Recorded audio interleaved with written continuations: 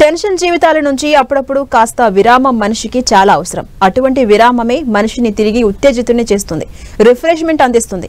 ఇటీవలి కాలంలో చాలా మంది తమ బిజీ జీవితాల నుంచి గ్యాప్ తీసుకుంటూ కాంక్రీట్ జంగిల్ వంటి పట్టణాల నుంచి దూరంగా వెళ్లి ఉపశమనం పొందుతున్నారు. స్వచ్ఛమైన ప్రకృతిలో మమేకమయ్యేందుకు సుదూర ప్రాంతాలు సందర్శిస్తున్నారు. అటువంటి వారికి మన ప్రాంతంలోనే అందమైన విహారయాత్రను మరోసారి అందుబాటులోకి తీసుకొచ్చింది తెలంగాణ పర్యాటక శాఖ. జీవితంలోని మర్చిపోలేని మధురానుభూతులను అందించే నాగార్జున సాగర్ శ్రీశైలం లాంచ్ యాత్రపై 10 టీవీ గ్రౌండ్ రిపోర్ట్ ఇప్పుడు చూద్దాం.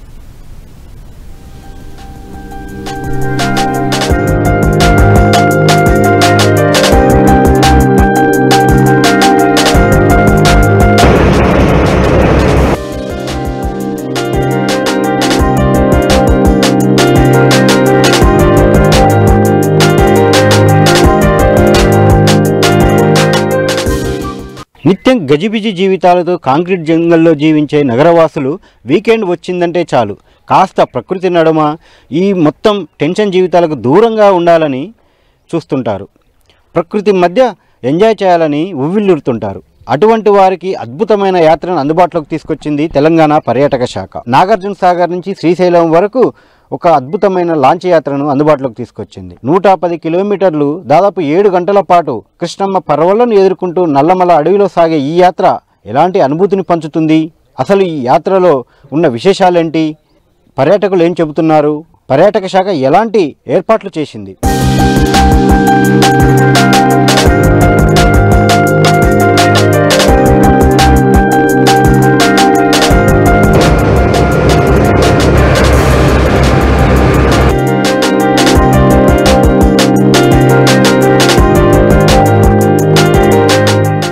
నాగార్జున సాగర్ డ్యామ్ నుంచి లాంచ్ స్టేషన్ నుంచి ఇటు నాగార్జున సాగర్ శ్రీశైలం లాంచ్ యాత్ర ప్రారంభమైన తర్వాత కొద్దిసేపటికి దాదాపు ఇటు 30 నుంచి 40 నిమిషాల జర్నీ చేసిన తర్వాత మొదట ఎదురయ్యేది మనకు నాగార్జున సాగర్ కొండ.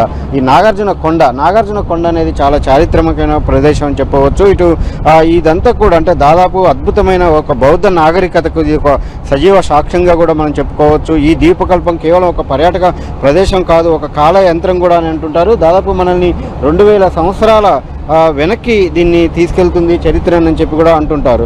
ఈ నీటి మధ్య తేలియాడే ఒక ఈ మొత్తం ఉన్న దీవులలో ఇదే అత్యంత విశాలమైన దీవి. ఇక్కడ ఒక పురాతనమైన విశ్వవిద్యాలయం కూడా ఉందని చెప్తుంటారు. నాగార్జున సాగర్ డ్యామ్ నిర్మాణం వల్ల ఏర్పడిన విశాలమైన జలాశయం మధ్యలో ఒక పచ్చని కిరీటాల నాగార్జున కొండ మనకు దర్శనమిస్తుంది. ఒకప్పుడు ఇక్కడ విజయపూర్ అనే ఒక నగరం కూడా ఉందంటారు. ఇక్షాకుల రాజధానిగా ఈ విజయపూర్ విలసిల్లింది.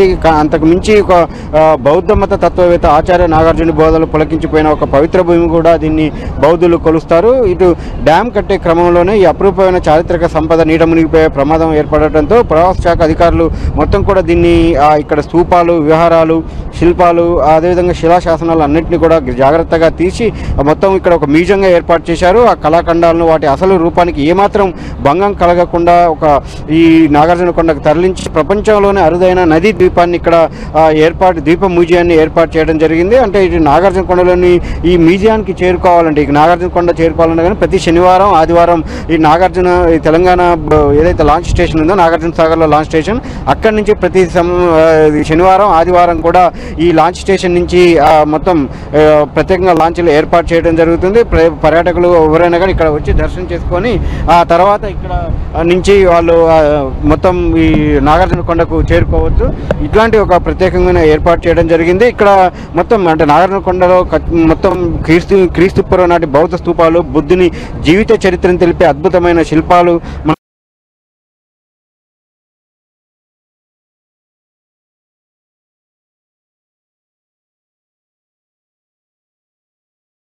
అనేవాళ్ళు. ఇంతకుముందు ప్రస్తుతం ఇక్కడ మనం ఏదైతే విజువల్స్లో చూడవచ్చు, ఇక్కడ ఒక చెక్ డ్యామ్ సగం అసంపూర్తిగా ఉన్న విజువల్స్ మనం చూడవచ్చు. ఇది గతంలో ఉమ్మడి రాష్ట్రంలో ఇటు శ్రీశైలం నుంచి వాటర్ బాగా తగ్గినప్పుడు ఇటు నాగార్జున సాగర్ మొత్తం వాటర్ కూడా కిందికి పోకుండా శ్రీశైలం విద్యుత్ ఉత్పత్తికి రివర్స్ పంపింగ్ ద్వారా విద్యుత్ ఉత్పత్తికి వినియోగించుకునేలా ఇక్కడ చెక్ డ్యామ్ ఒకటి నిర్మాణం చేయడం జరిగింది. ఆ చెక్ డ్యామ్ నిర్మాణం చేసిన తర్వాత ఇక్కడ దాకా వాటర్ ఆగిపోతే ఎప్పుడు కూడా వాటర్ ఉంటాయి. దీన్ని అంతా కూడా రివర్స్ పంపింగ్ తీసుకొని విద్యుత్ విద్యుత్ అనేది చేసేటట్టు శ్రీశైలంలో ఏర్పాటు చేసుకోవడం జరిగింది. కానీ ఆ తర్వాత వచ్చినటువంటి భారీ వరదలకు కర్నూలులో వచ్చినటువంటి భారీ వరదల నేపథ్యంలో ఈ ఒక్కసారిగా వరద రావడంతో ఇదంతా కూడా డ్యామ్ కొలాప్స్ అయిపోయింది. కింద మొత్తం పిల్లర్స్ కూడా కొలాప్స్ కావడంతో అదంతా కూడా ఇరిగిపోయిన పరిస్థితి ఉంది. ఇది అంటే వాస్తవానికి ఏదైతే ఇటు నాగార్జున సాగర్ శ్రీశైలం లాంచ్ ఎప్పుడు కూడా జర్నీ చేయకపోవడానికి అంటే ఒక 565 అడుగుల పైన ఉంటే మాత్రమే లాంచ్ జర్నీకి అవకాశం ఉంటుంది. ఎందుకు అంటే దానికంటే కిందికి పోతే ఆ కింద ఉన్నటువంటి బీమ్లు అంతా కూడా ఈ లాంచ్కి అడ్డం వస్తాయి, ఆ మిషన్లు ఆ ఫ్యాన్స్ అంతా కూడా ఆగిపోతాయి. కాబట్టి దానికంటే 565 కంటే కిందికి పోయినప్పుడు ఈ లాంచ్ అనేది జర్నీ చేయకపోవడానికి కారణం ఈ చెక్ డ్యామ్ నిర్మాణంలో ఉన్నటువంటి కింద ఉన్నటువంటి బీములే అని చెప్పవచ్చు. అయితే ప్రస్తుతం ఆ కర్నూలు వరదలకి ఈ డ్యామ్ మొత్తం ఈ చెక్ డ్యామ్ అంతా కూడా కొలాప్స్ కావడంతో ప్రస్తుతం ఇలా అసంపూర్తిగా ఉంది. అయితే ఇది కనుక ఒకవేళ చెక్ డ్యామ్ కనుక మొత్తం అప్పట్లాగా పూర్తి స్థాయిలో ఉండి ఉంటే అసలు ఈ లాంచ్ యాత్ర అనేది అంటే నాగార్జున సాగర్కి శ్రీశైలంకి ఇలా ఒక బోట్ జర్నీ అయితే అవకాశం ఉండే ఛాన్స్ అయితే లేదని చెప్పవచ్చు.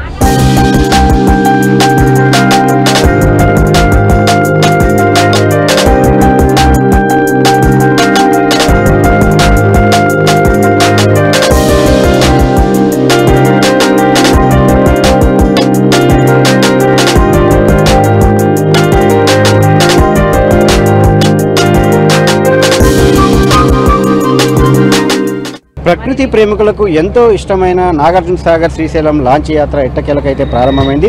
ఈ యాత్రకు సంబంధించి మనతో మాట్లాడడానికి ఇటు తెలంగాణ పర్యాటక శాఖకు సంబంధించిన జీఎం మానవి ఉన్నారు. మేడం చెప్పండి, ఈ పర్యాటనకు సంబంధించి ఎలాంటి ఏర్పాట్లు చేశారు, ఎలా ఉంది ప్యాకేజెస్?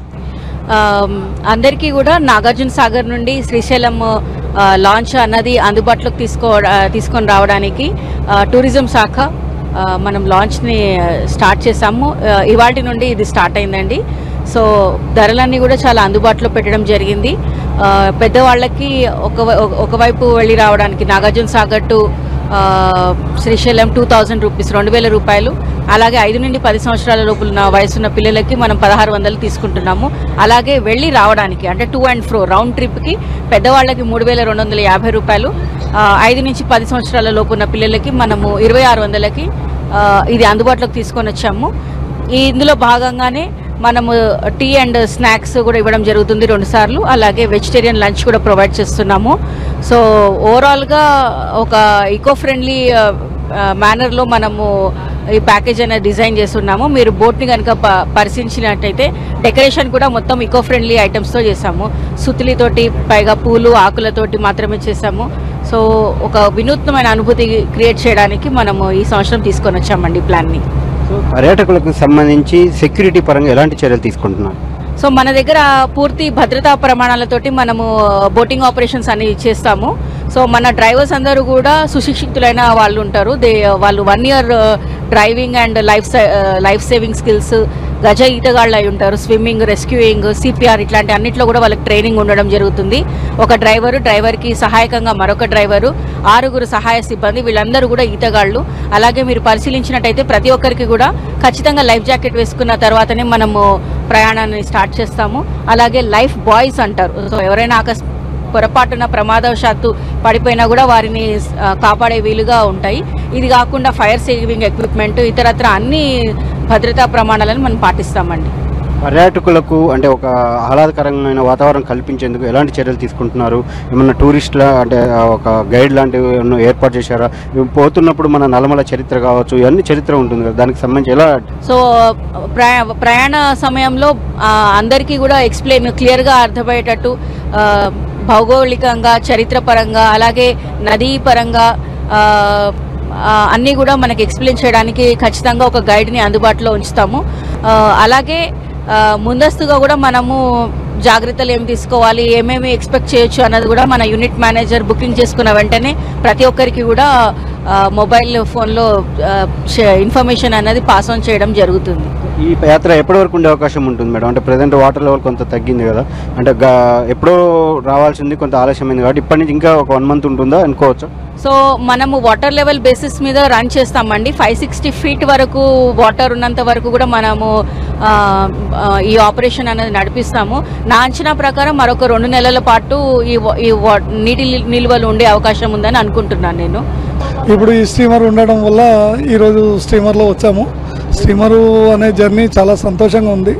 నల్లమల అడవులలో కృష్ణమ్మ పర్వాల మీద చాలా సంతోషంగా ప్రయాణం జరుగుతుంది. మాకు టూరిజం డిపార్ట్మెంట్ వాళ్ళు కూడా అన్ని జాగ్రత్తలు తీసుకోవాలని చెప్తున్నారు. జనం కూడా అందరూ జాగ్రత్తలుగానే ఉండి స్టీమర్లో ప్రయాణిస్తున్నారు. మనిషి జీవితంలో ఒక్కసారైనా సాగర తీరాన ప్రయాణించాలి. కృష్ణమ్మ ఒడిలో ప్రయాణిస్తూ ఆ సంతోషాలను చూడాల్సిందే తప్ప చెప్పలేమో ఎవరం కూడా. ఎందుకంటే ఆ కంటికి చూపుతో చూసింది నోటితో చెప్పాలంటే చాలా కష్టం. ఆ వర్ణనాతీతంగా ఉంది. అడవులలో గుట్టల మధ్యన ప్రయాణము సాగే కనీసం ఒక 6 గంటలన్నర ప్రయాణం జరుగుతుంది. 6 గంటలలో కూడా ఎటువంటి ఇబ్బంది ఏం లేదు. దీంట్లో ఎవరు కూడా భయపడాల్సిన పని కూడా ఉండదు. ఎవరైనా రావచ్చు. దీంట్లో సాగర్ నుండి శ్రీశైలం, శ్రీశైలం నుండి సాగర్. ఈ యాత్ర ఎంత అద్భుతంగా ఉందంటే నేను మర్చిపోయినట్టుంది. పచ్చడి చెట్లు, ఎత్తైన కొండలు, చల్లటి నీరు, ఎంతో ఒత్తిడి నుంచి దూరమై కొత్త జీవితం స్టార్ట్ అయినట్టున్నది. చాలా ఆనందంగా ఫీల్ అవుతున్నాను. ఇక్కడ ఈ టూరిజం డిపార్ట్మెంట్ వాళ్ళు ఏర్పాటు చేసినటువంటి భోజనాలు, ఈ అకామిడేషను చాలా చక్కగా ఉన్నాయి. ప్రతి ఒక్కరూ ఈ సౌకర్యాన్ని ఉపయోగించుకొని ఆనందం పొందాలని కోరుకుంటున్నాను. పచ్చని వనాలు, సముద్రము, అలలు అంటే నాకు బాగా ఇంట్రెస్ట్, వెరీ వెరీ ఇంట్రెస్ట్. అయితే ఈ యాత్ర అనేది ఏంటంటే నేను పెద్ద పెద్ద క్రూజ్లలో తిరిగిన అమెరికాలో 12 ఫ్లోర్ 14 ఫ్లోర్లలో కూడా తిరిగిన. కాకపోతే ఏంటంటే ఇక్కడ ఒక ఆహ్లాదకరమైన వాతావరణం. ఇప్పుడు మనం 24 గంటలు సెల్లో మాట్లాడి పిచ్చిలేస్తుంటుంది ఊకే సెల్లు పట్టుకొని, కానీ ఇప్పుడు 5 గంటలు ప్రశాంతంగా ఉన్నాం.